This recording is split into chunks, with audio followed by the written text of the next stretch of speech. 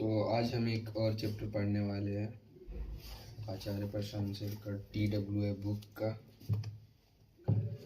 Chapter number 48 जिसका नाम है फिल योर लाइफ और इट विल फिल इटसेल्फ। यानी कि जीवन को भर लो, नहीं तो वो खुद ब खुद भर जाएगा।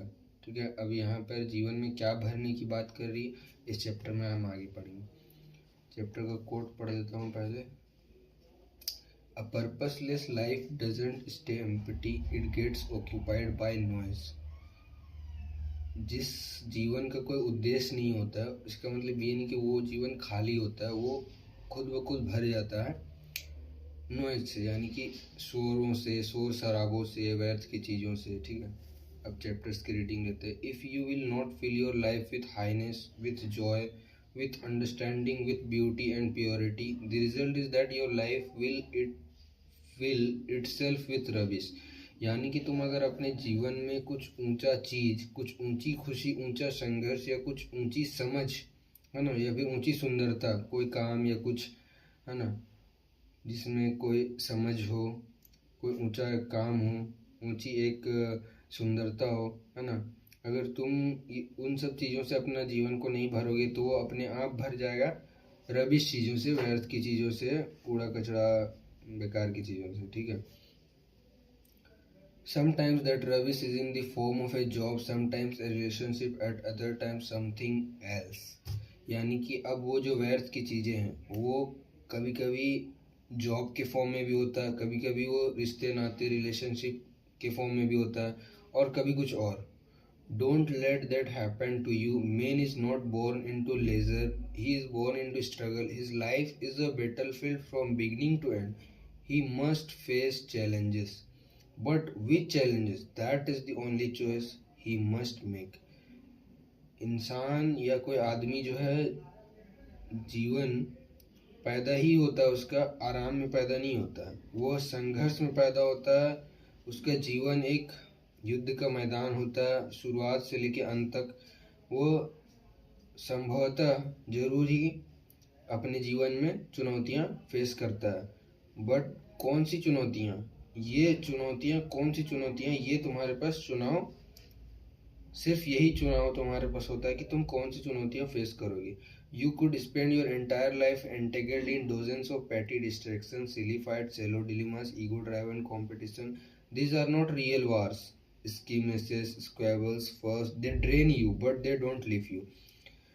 तुम्हारा पूरा जीवन क्या कुछ पेटी डिस्ट्रैक्शन में बंधे रह जाना है, या छोटी लड़ाइयाँ में लड़के रह जाना है, या ईगो ड्राइवन कॉम्पिटिशन्स में ही रह जाना, फंसे रह जाना। ठीक है, बेकार का चिंता में करना। तो ये सब जो चीज़ें होती है, नशीली फाइट्स, डिस्ट्रैक्शन, सिलो डिलेमास, ये सब चीज़ें जो होती है तुम्हें अंदर से सुखा देती है।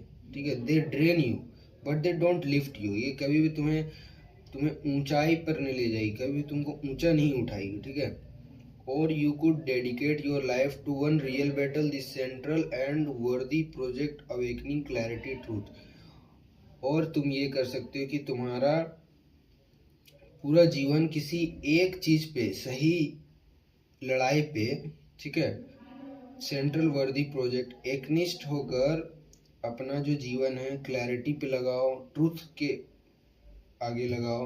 ठीक है, ये बात हो रही।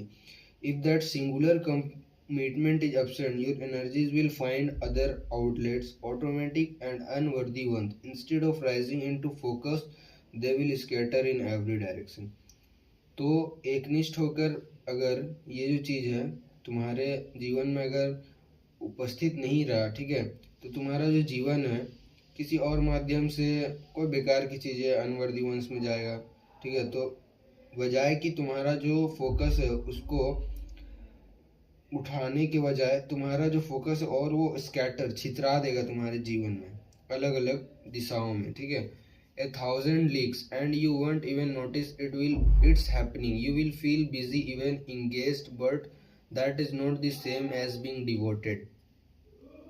Your life will slowly bleed away, not like a man who falls to a single sweat, but like one who dies from 1,000 small cuts। तो तुम्हें पता भी नहीं चलेगा, ये चीज़ें होने लग जाएगी और तुम्हें लगे कि तुम बिजी हो, बट ये चीज़ जो है